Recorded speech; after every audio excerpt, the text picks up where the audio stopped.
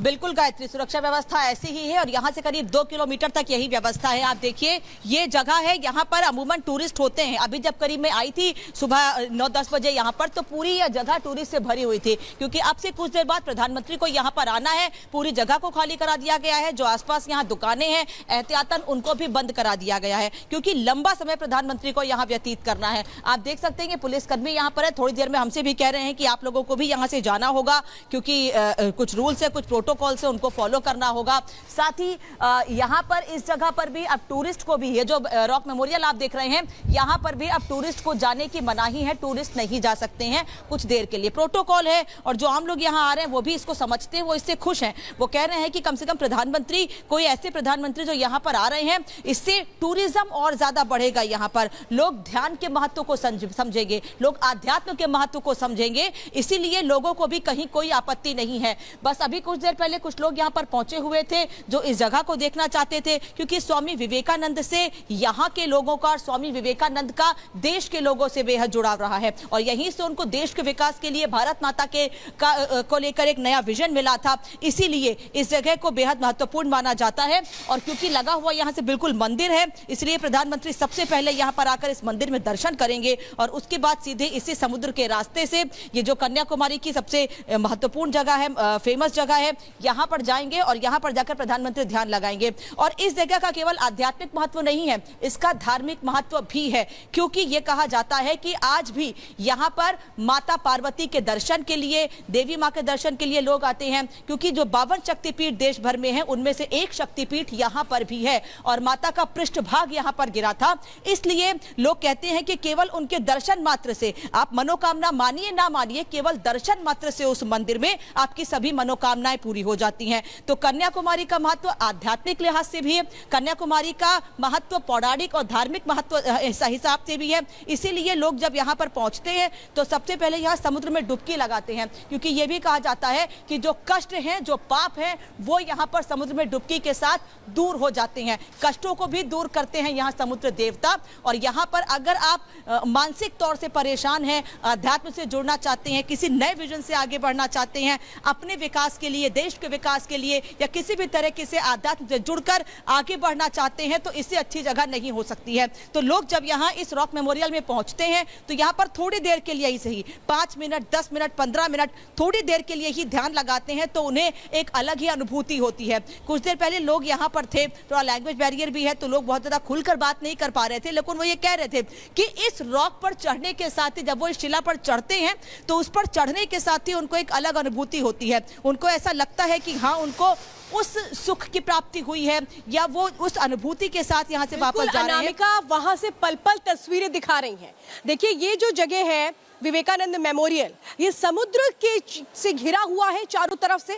खास तौर पे वहां पर ध्यान केंद्र है जिसमें ध्यान लगाया जाता है। वो जिस तरह से, एक तरह से कहें कि स्वामी विवेकानंद जिस तरह से जब ध्यान लगाया करते थे, तो ठीक उसी तरीके से उसको बनाया गया है। प्रशांत और हिंद महासागर वहां पर मिलते हैं, जैसा आप लगातार बता भी रही हैं, पौराणिक और आध्यात्मिक महत्व भी आप बता रही हैं। लेकिन सवाल तो यह है कि प्रधानमंत्री नरेंद्र मोदी चुनाव प्रचार खत्म करने के बाद कन्याकुमारी में जब साधना में लीन होंगे 24 घंटे, तो विपक्ष को इससे क्या परेशानी है? विपक्ष क्यों इतना डर रहा है और सवाल क्यों खड़े कर रहा है? एक रिपोर्ट देखिए।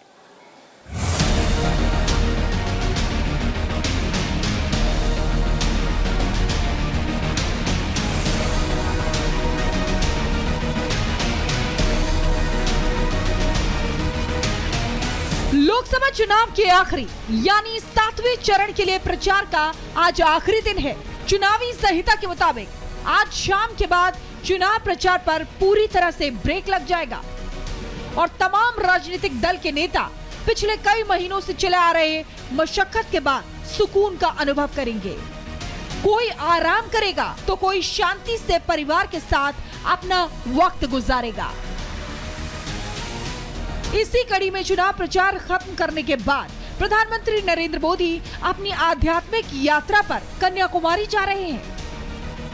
वो पहले वहां भगवती अम्मान मंदिर में दर्शन पूजन करेंगे और फिर वहां विवेकानंद रॉक मेमोरियल में ठीक उसी जगह ध्यान साधना करेंगे जहां स्वामी विवेकानंद ने 3 दिनों तक ध्यान लगाया था।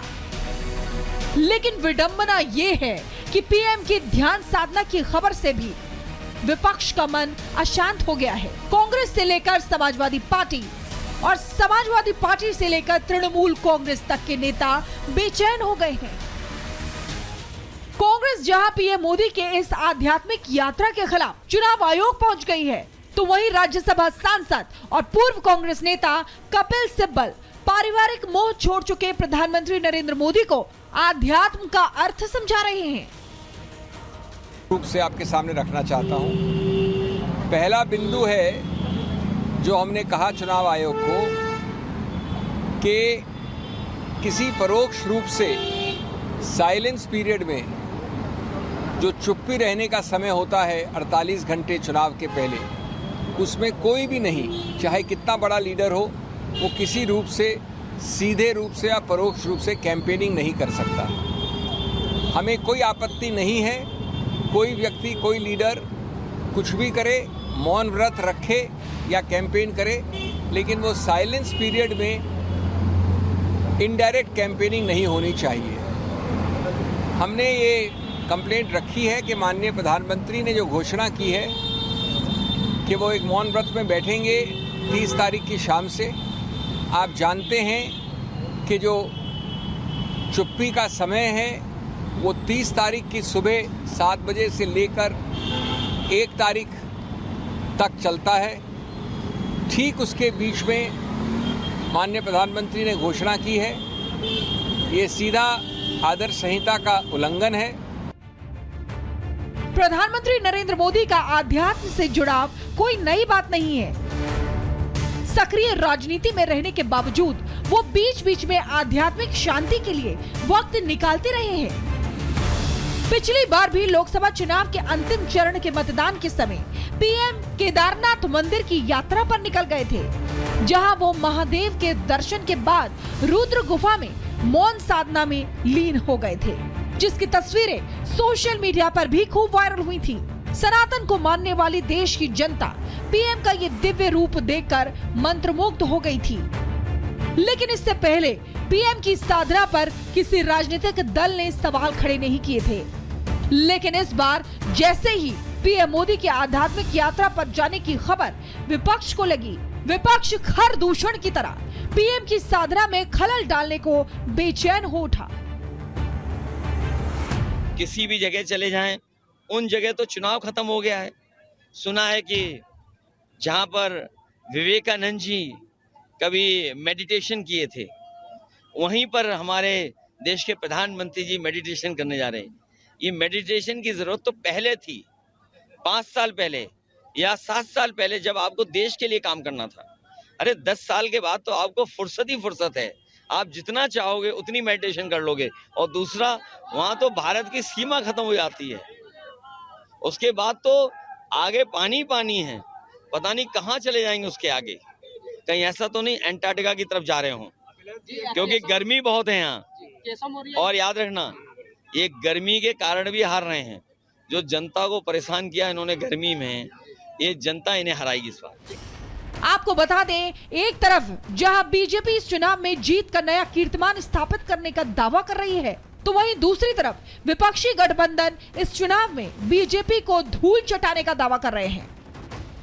खुद प्रधानमंत्री नरेंद्र मोदी ने इस लोकसभा चुनाव में बीजेपी की ऐतिहासिक जीत का दावा किया है, जिसे लेकर विपक्षी खेमे में खलबली मची है। यही वजह है कि जीत का स्वाद चखकर सत्ता हासिल करने की बेताबी में विपक्ष पीएम मोदी पर निजी हमले से भी परहेज नहीं कर रहा है।